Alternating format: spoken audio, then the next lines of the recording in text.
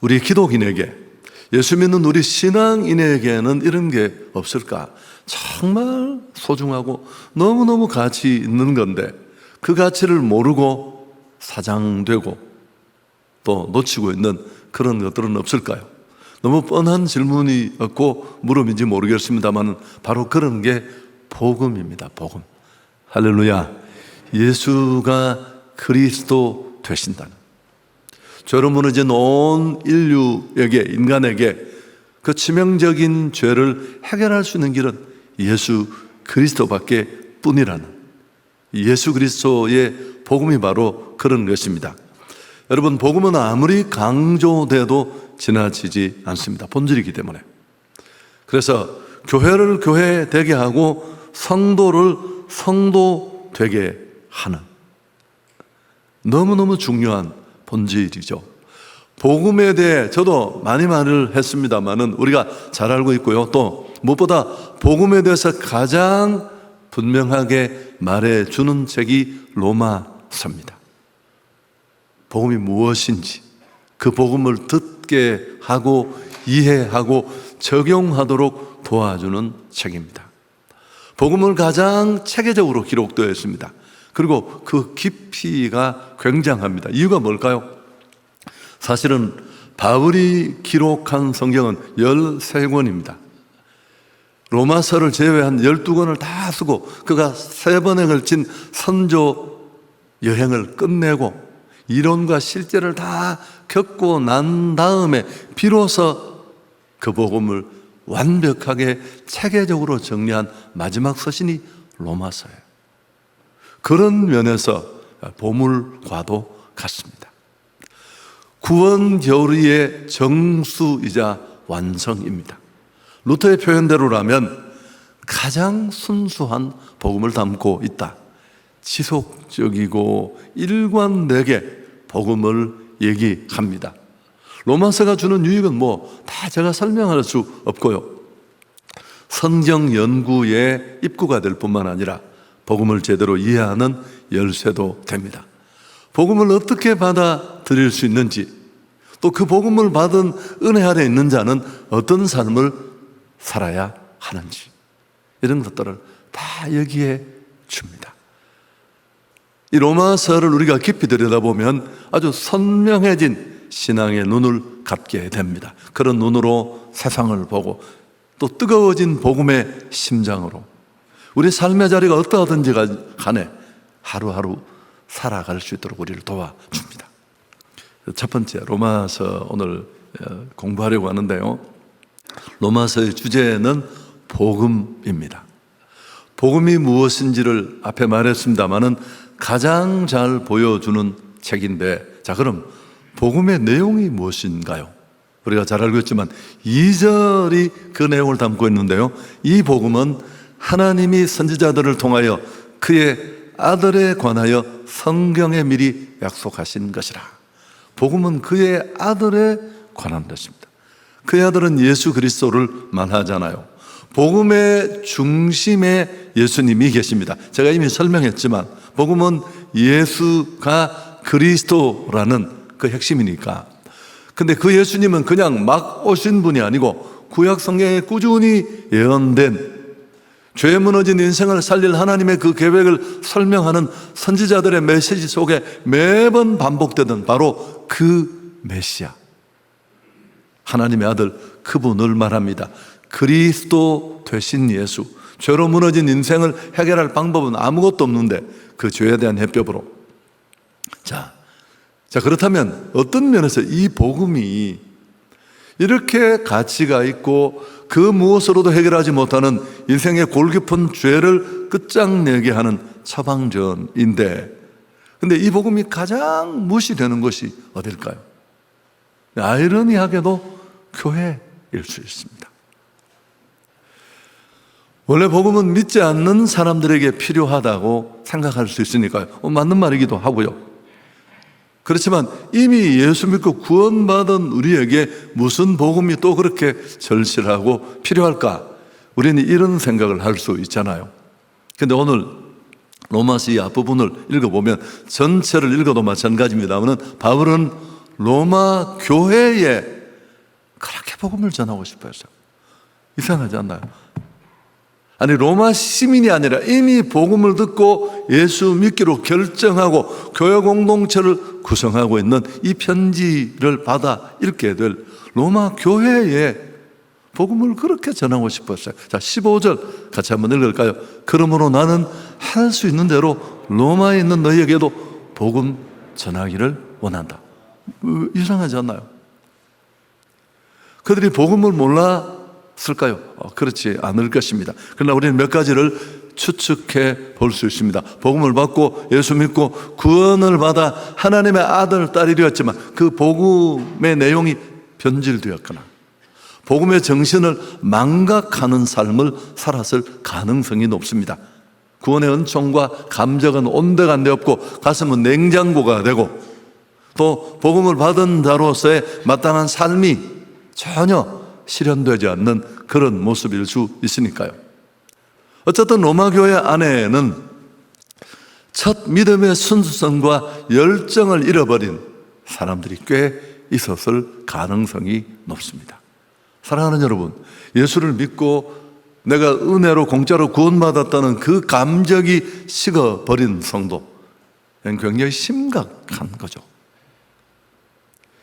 보통 심각한 문제가 아니라 고깃빵에 고기가 없는 것과 똑같습니다.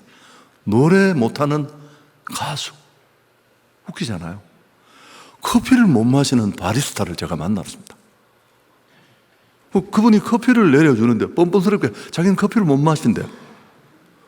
커피는 먹을만 했는데 저는 정말 모독당하는 기분이었습니다. 뭐 이런 경우가 다 해서. 아니, 커피도 못 마시는 바리스타가 어떻게 바리스타예요, 그게?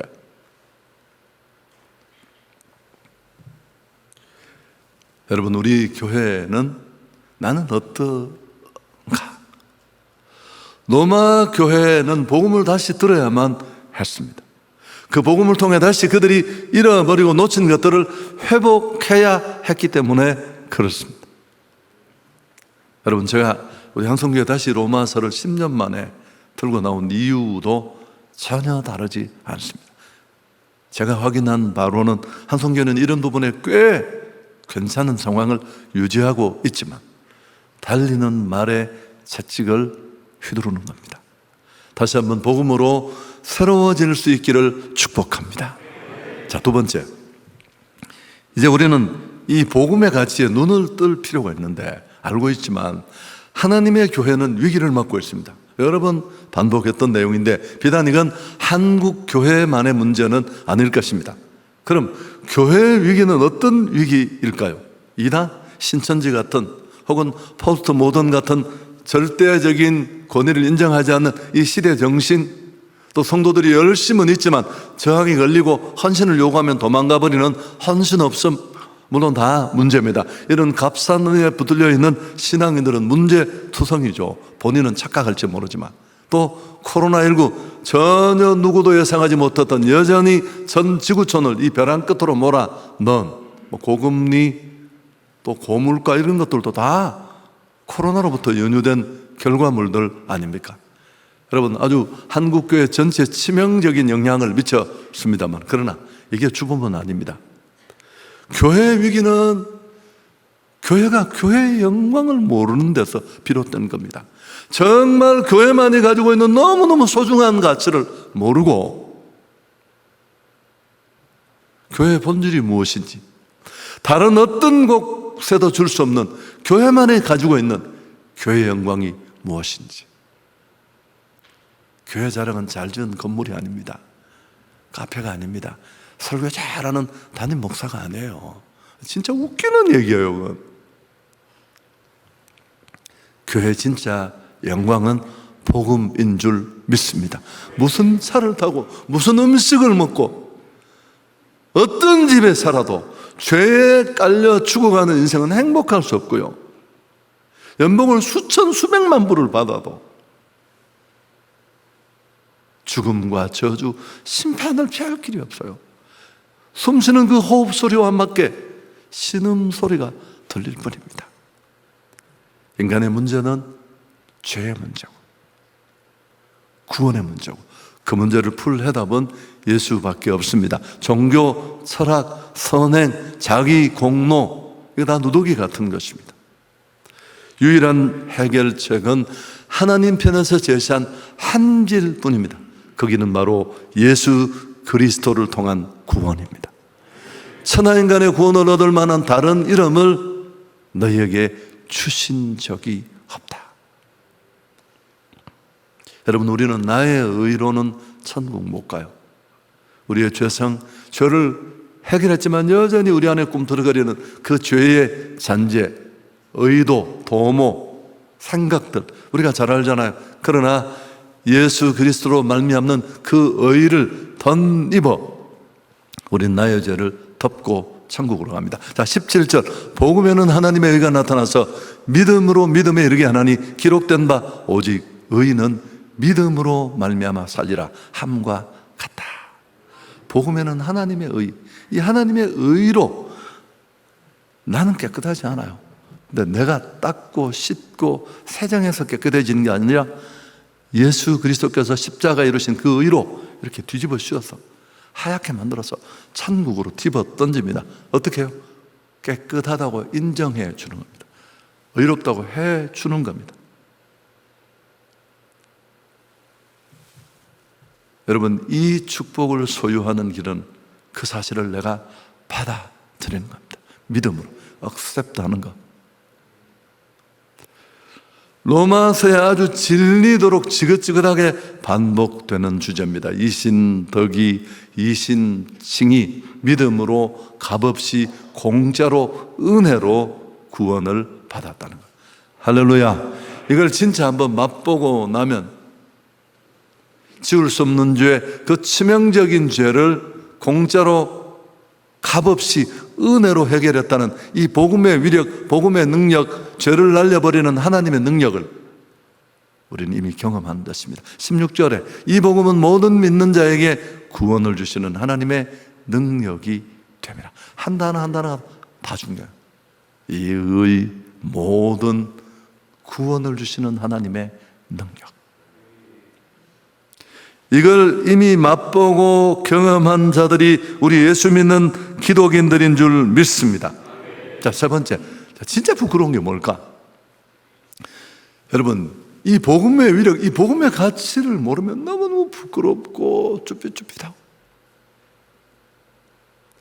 결혼을 좀 잘못했다고 생각하는 어떤 친구가 있는데 마누라하고 같이 다니는 걸 너무너무 싫어요.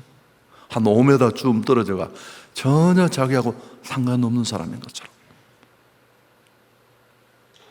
여러분, 그러나 시간이 지나 보면 얼마나 하나님이 나를 잘 아시고 정말 소중한 대상을 내게 보내셨는지 이걸 아는데 30년, 40년, 50년이 걸려요. 그 가치를 알고 나면 참 내가 얼마나 쪼잔하고 내가 얼마나 형편없는 인간이었는지.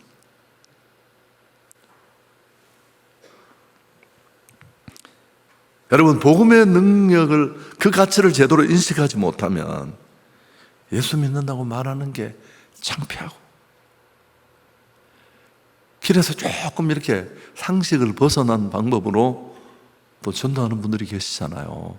저는 그 방법이 정말 최고라고 말하고 싶지는 않은데 그러나 나는 아무 말을 할 수가 없더라고요.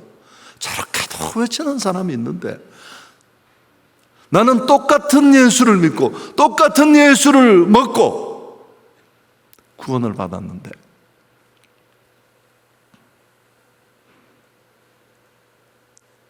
사도 바울도 한때는 그랬습니다. 예수 믿는 자들을 비웃었고 지난 시간 말씀드렸습니다마는 다메섹으로 가는 길에까지 쫓아가며 지나친 열심으로 그들을 핍박하고 그러다가 죽으시고 부활하신 그분을 만났습니다. 모퉁이를 돌아가다가 내가 누구와 쾅 맞닥뜨려 부딪힌 것처럼 이 인격적인 만남 후에 모든 것이 달라졌다고 했잖아요. 복음을 경험했습니다.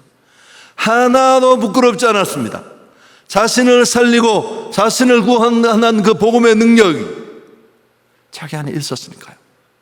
자, 16절 그래서 나온 고백이 같이 읽습니다. 내가 복음을 부끄러워하지 아니하노니 이 복음은 모든 믿는 자에게 구원을 주시는 하나님의 능력이 됨이라.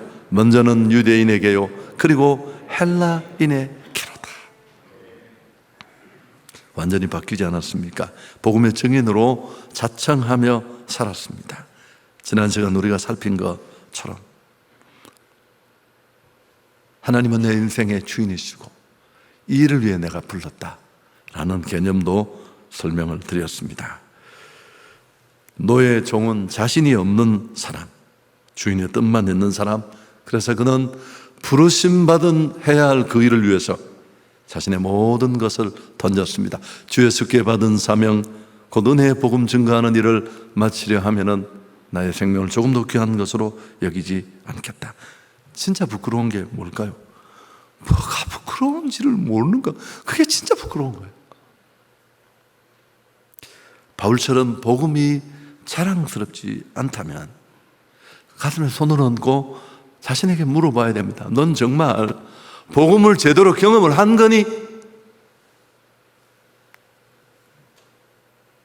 설교를 정리하겠습니다.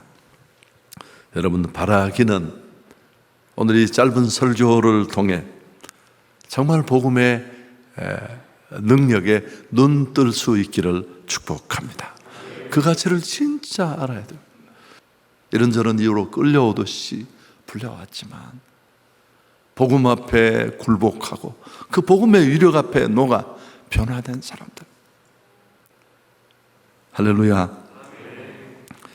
여러분, 복음의 가치는 첫 번째, 복음은 정말 우리를 행복하게 합니다. 자, 신명기 33장 29절 함께 읽습니다. 이스라엘이여, 너는 행복한 사람이로다. 여호와의 구원을 너같이 얻은 백성이 누구냐? 그는 너를 돕는 방패시오, 내 영광의 칼이시로다. 내 대적이 내게 복종하리니 내가 그들의 높은 곳을 밟으리로다.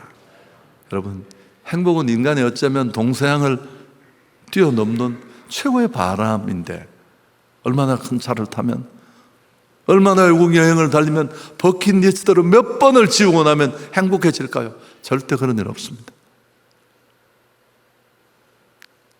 죄가 있는 인생은 행복할 수 없습니다. 복음을 통해 진짜 행복을 누리게 될 줄 믿습니다. 그래서 복음을 뭐라고요? 기쁜 소식이라고 하잖아요. 구원받을 수 있다는 것보다 죄인에게 더 굿뉴스가 어디에 있겠습니까? 죽어가고 죽었고 더 처참한 죽음을 앞둔 인생에게 살 소망이 있다는 것. 두 번째, 복음은 우리를 성숙하게 합니다. 복음은 변화의 능력입니다. 사람은 잘 바뀌지 않아요. 그러나 이 복음의 은혜와 능력, 공짜로 주시는 값없는 은혜를 경험하고 나면 성장하고 성숙합니다. 복음은 우리를 거룩하고 관대한 사람으로 만듭니다.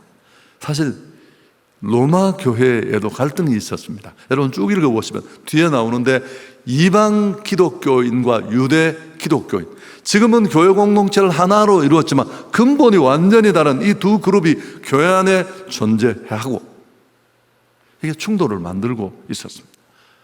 바울이 로마서를 전한 간접적인 이유지만 이건 핵심 이유는 아니에요.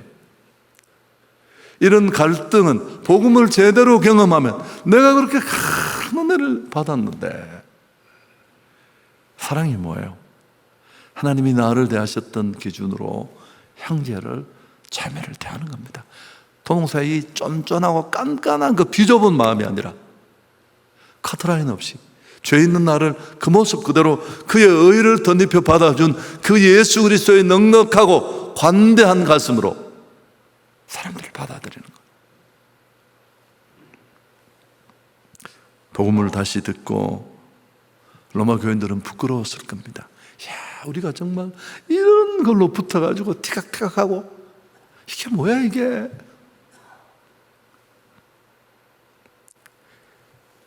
여러분, 세 번째가 뭘까요?